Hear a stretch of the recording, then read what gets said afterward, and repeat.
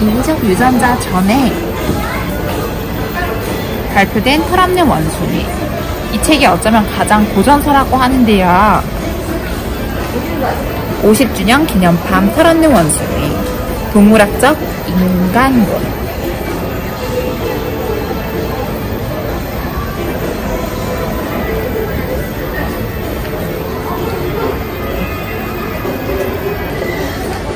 차를 잠깐 보시겠어요?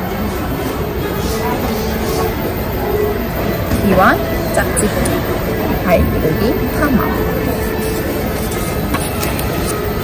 싸움, 먹기, 몸 손질, 다른 동물들과의 관계 이렇게 구성되어 있습니다.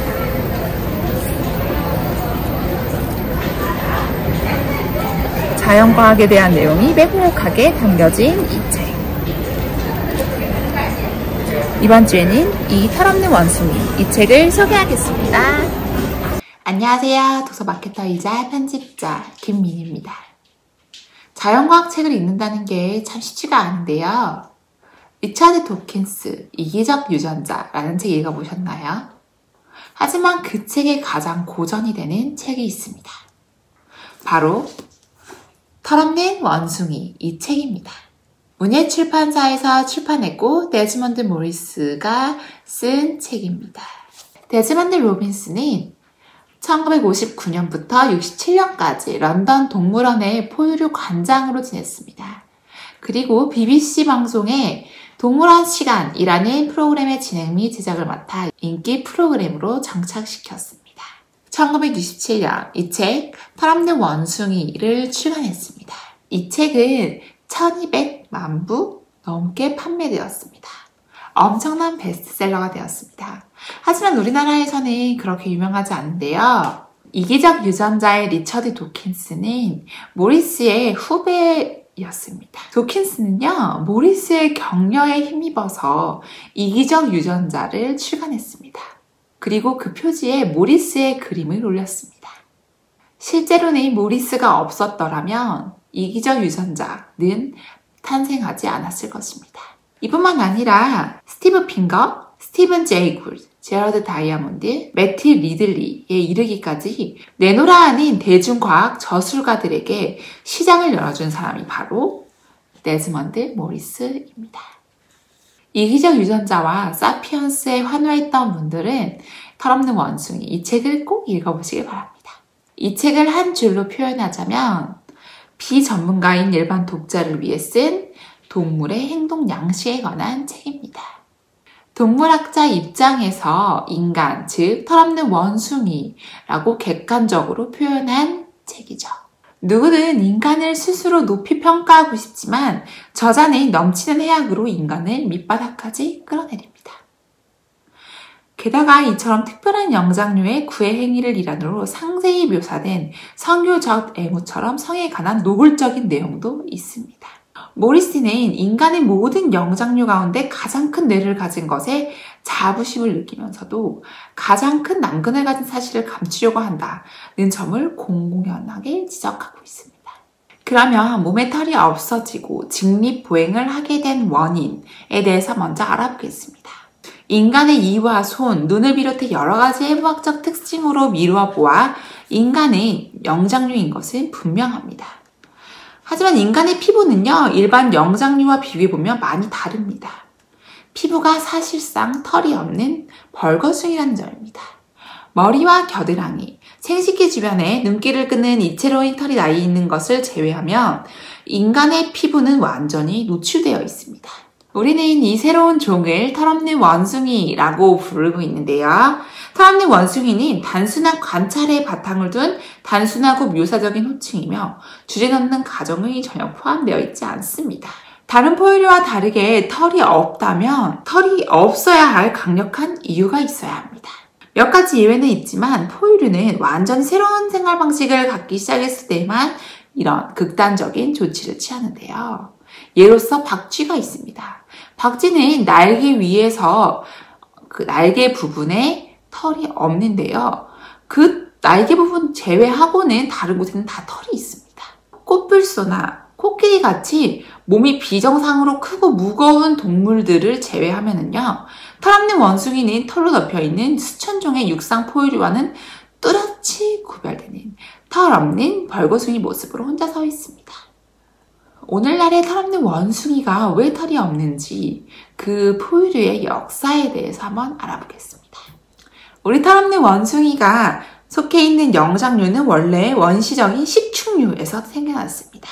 이 초기의 포유류는 안전한 숲속을 성급하게 뛰어다니는 조그맣고 하찮은 동물이었고, 동물 세계를 지배하는 것은 거대한 파충류였습니다. 8천만에서 5천만 년 전에 파충류 시대가 무너진 뒤 고충을 잡아먹는 이 작은 동물들은 위협을 무릅쓰고 새로운 영토로 과감하게 진출하게 됩니다. 그들은 그곳에 널리 흩어져 수많은 이상한 모양으로 진화했는데요. 일부는 초식동물이 되었고, 또 몸을 지키기 위해 땅 밑에 굴을 파거나 적으로부터 재빨리 도망치기 위해서 기다란 다리를 갖게 됩니다. 동물 세계의 왕이었던 파충류는 왕자에 쫓겨나 무대를 떠났고, 탁 트인 들판은 다시금 전쟁터가 된 것입니다. 숲속에서는 아직도 작은 동물들이 안전한 나무에 바짝 달라붙어 매달려 있습니다. 그리고 여기에서도 진보가 이루어집니다. 곤충만 먹던 시충류는 먹이의 범위를 넓히기 시작하여 과일과 견과류, 딸기류, 식물의 싹과 나뭇잎을 소화하는 문제를 조금씩 해결해 나갔습니다. 이들은 가장 열등한 형태의 영장류로 진화했고, 눈이 얼굴 앞쪽으로 나오면서 시력이 좋아졌습니다. 두 손이 먹이를 잡는 도구로 발전했습니다. 3차원적인 시야와 마음대로 주장할 수 있는 팔다리를 갖게 된 이 동물은 두뇌가 서서히 커가면서 차츰 숲속의 세계를 지배하게 됩니다. 3,500만에서 2,500만 년 전에 이 조상 원숭이는 어느덧 진짜 원숭이로 진화하기 시작합니다.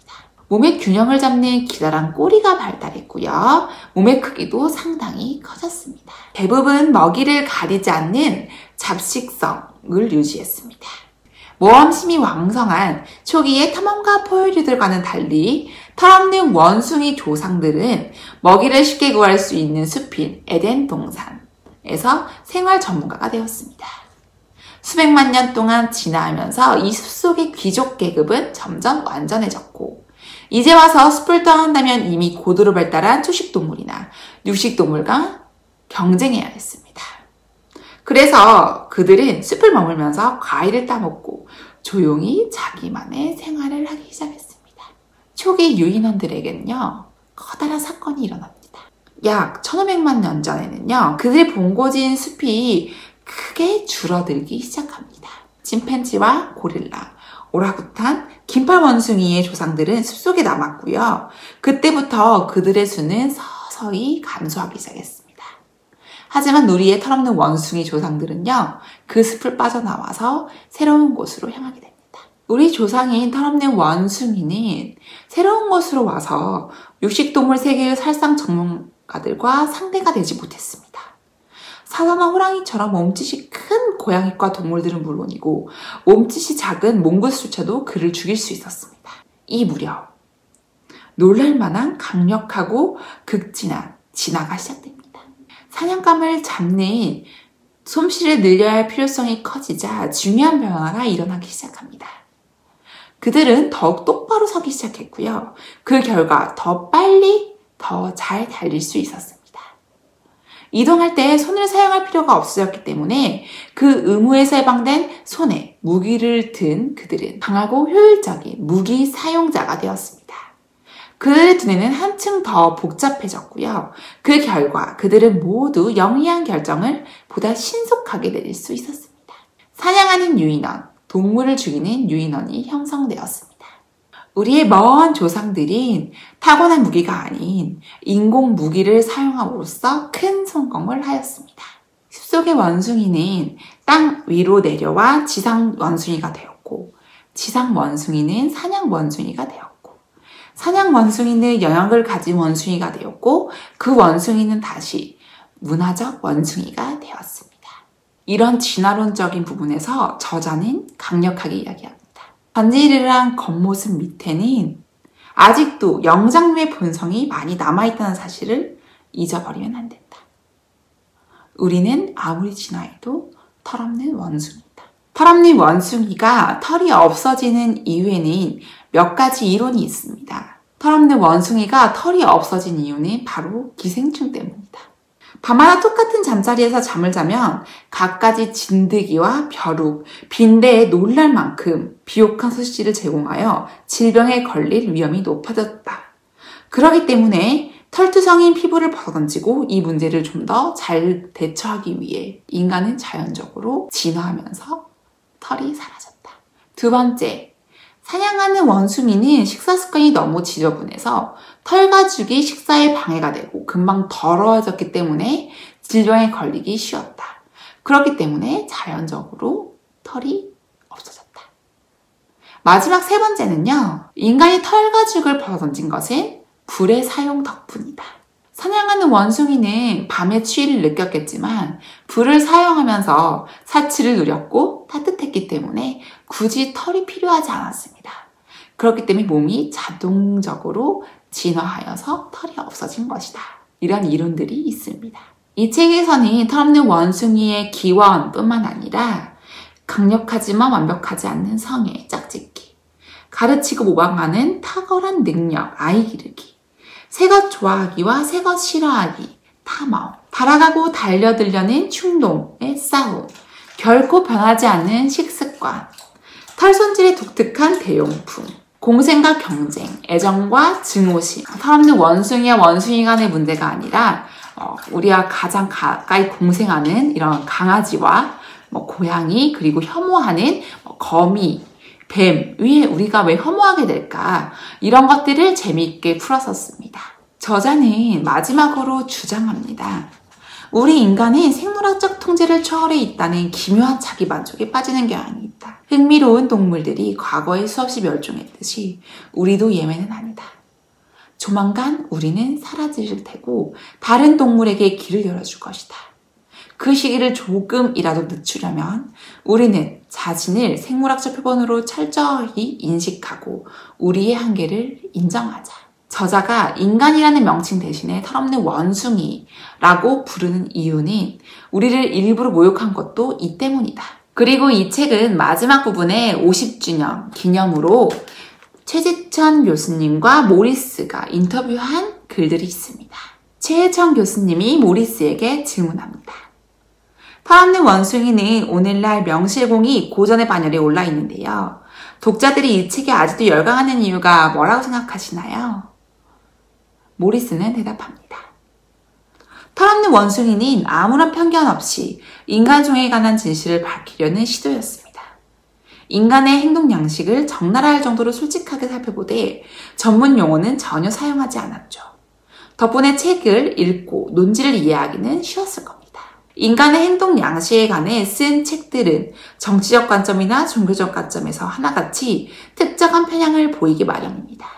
다만 저는 주목할 만한 동물종을 관찰하는 동물학자의 관점에서 책을 썼고 덕분에 이 책은 독특한 모습을 갖추게 됐습니다. 딱 이 책을 잘 설명해주는 그런 인터뷰였습니다. 이 책의 장점은 말 그대로 정치적인, 문화적인 부분이 아닌 정말 동물학적인 관점에서 인간을 바라볼 수 있는 부분이 굉장히 장점이고요. 절대 어려운 단어나 난해하거나 이런 부분이 나오지 않습니다. 그래서 정말 비전문가인 독자들도 충분히 이 책을 읽고 우리의 조상, 원숭이, 털없는 원숭이에 대해서 생각을 해볼 수 있고요. 아쉬운 점이라면 조금 번역하는 부분에서 어색한 부분이 있었고요. 그리고 이 표지가 원서를 따왔다고 하는데 살짝 촌스러운 부분이 있습니다. 이거는 개인적으로 아쉬운 부분입니다. 하지만 이 책은 단점보다는요, 장점이 너무 많은 책입니다. 그렇기 때문에 털없는 원숭이, 이 책을 추천합니다.